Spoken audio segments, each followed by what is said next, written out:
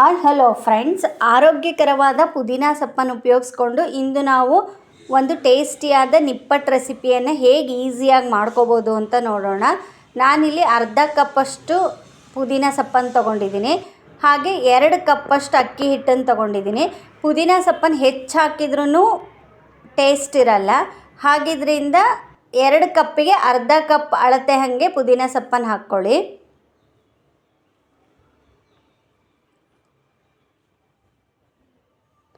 ಅಕ್ಕಿ ಹಿಟ್ಟನ್ನು ಚೆನ್ನಾಗಿ ಸಾಣಿಸಿ ತೆಗೆದಿಟ್ಕೊಳ್ಳಿ. ನಂತರ ಅಕ್ಕಿ ಹಿಟ್ಟನ್ನು ಯಾವ ಪ್ರಮಾಣದಲ್ಲಿ ತೊಗೊಂಡಿರ್ತಾರೋ ಅಷ್ಟೇ ಪ್ರಮಾಣದಲ್ಲಿ ನೀರನ್ನು ಉಪಯೋಗಿಸ್ಕೊಳ್ಳಿ. ಹೆಚ್ಚಾದರೆ ಹಿಟ್ಟು ಮೆತ್ತಗಾಗೋ ಚಾನ್ಸಸ್ ಇರುತ್ತೆ. ಹಾಗಿದ್ರಿಂದ ಅಕ್ಕಿ ಹಿಟ್ಟನ್ನು ಯಾವ ಪ್ರಮಾಣದಲ್ಲಿ ತೊಗೊಂಡಿದ್ದೀರೋ ಅದೇ ಪ್ರಮಾಣದಲ್ಲಿ ನೀರನ್ನು ಸಹ ತಗೊಳ್ಳಿ. ಪುದೀನ ಸೊಪ್ಪಲ್ದೇ ಮೆಂತ್ಯ ಸೊಪ್ಪು ಅಥವಾ ಸಬ್ಬಾಸಿಗೆ ಯಾವ್ದು ಬೇಕಾದ್ರೂ ಹಾಕ್ಕೊಂಡು ಮಾಡ್ಕೋಬೋದು. ಅದು ಸಹ ಟೇಸ್ಟ್ ತುಂಬಾ ಚೆನ್ನಾಗಿರುತ್ತೆ. ನಂತರ ರುಚಿಗೆ ತಕ್ಕಷ್ಟು ಉಪ್ಪು. ಖಾರಕ್ಕೋಸ್ಕರ ನಾನಿಲ್ಲಿ ಅಚ್ಚ ಖಾರದ ಪುಡಿ ಉಪಯೋಗಿಸಿದ್ದೀನಿ.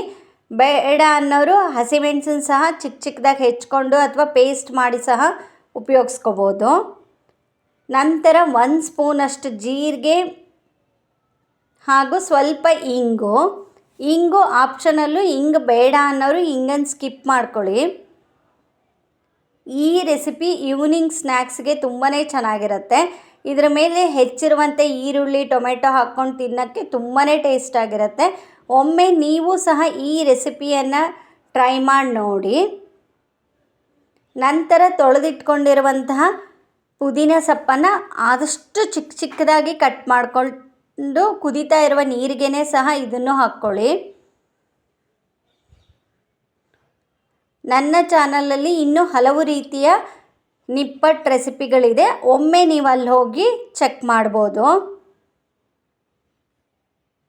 ಡಿಸ್ಕ್ರಿಪ್ಷನ್ ಬಾಕ್ಸಲ್ಲಿ ಬೇರೆ ರೀತಿಯಾಗಿ ಮಾಡೋಂಥ ನಿಪ್ಪಟ್ಟಿನ ಲಿಂಕನ್ನು ಸಹ ಹಾಕಿರ್ತೀನಿ, ಒಮ್ಮೆ ಚೆಕ್ ಮಾಡಿ.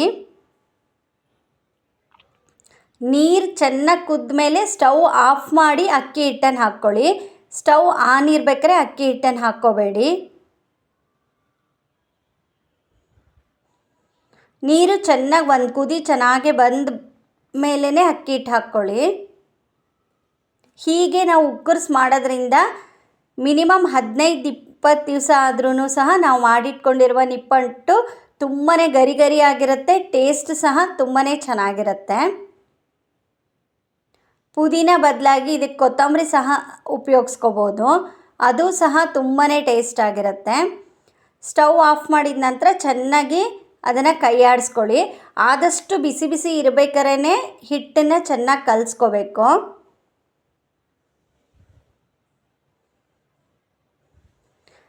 ನಾವು ಎಷ್ಟು ಚೆನ್ನಾಗಿ ನಾದ್ಕೋತೀವೋ ಅಷ್ಟು ಚೆನ್ನಾಗಿ ನಿಪ್ಪಟ್ಟು ತೆಳುವಾಗಿ ಬರುತ್ತೆ. ನಂತರ ಇದನ್ನು ಒಂದು ಪೂರಿ ಪ್ರೆಸ್ ಮಾಡೋ ಅಂಥದ್ರಿಂದ ಸ್ವಲ್ಪ ಎಣ್ಣೆ ಹಚ್ಚಿ ಪ್ರೆಸ್ ಮಾಡ್ಕೊಳ್ಳಿ. ಇದನ್ನು ಕೈಯಲ್ಲಿ ತಟ್ಟಿದರೆ ಆದಷ್ಟು ತೆಳುವಾಗಿ ಬರಲ್ಲ. ಹಾಗಿದ್ರಿಂದ ಪೂರಿ ಪ್ರೆಸ್ಸರ್ ಸಹಾಯದಿಂದನೇ ಇದನ್ನು ಲಟ್ಟಿಸ್ಕೊಳ್ಳಿ. ಹೀಗೆ ಲಟ್ಟಿಸೋದ್ರಿಂದ ತುಂಬಾ ತೆಳುವಾಗಿ ನಿಪ್ಪಟ್ಟು ಬರುತ್ತೆ. ಟೇಸ್ಟ್ ಸಹ ತುಂಬಾ ಚೆನ್ನಾಗಿರುತ್ತೆ. ನಂತರ ಎಣ್ಣೆ ಕಾದಿದೆಯಾ ಅಂತ ಒಮ್ಮೆ ಚೆಕ್ ಮಾಡಿ ನೋಡಿ. ಮಾಡಿಟ್ಕೊಂಡಿರುವಂತಹ ನಿಪ್ಪಟ್ಟುಗಳನ್ನು ಹಾಕ್ಕೊಂಡು ಎರಡೂ ಭಾಗನೂ ಚೆನ್ನಾಗಿ ಕರೆದು ತಗೊಳ್ಳಿ. ಈ ರೀತಿಯಾಗಿ ಎಲ್ಲ ನಿಪ್ಪಟ್ಟುಗಳನ್ನು ಕರ್ಕೊಳ್ಳಿ. ಇದು ಹೆಚ್ಚೇನು ಎಣ್ಣೆ ಕುಡಿಯಲ್ಲ, ತುಂಬಾ ಚೆನ್ನಾಗೇ ಬರುತ್ತೆ.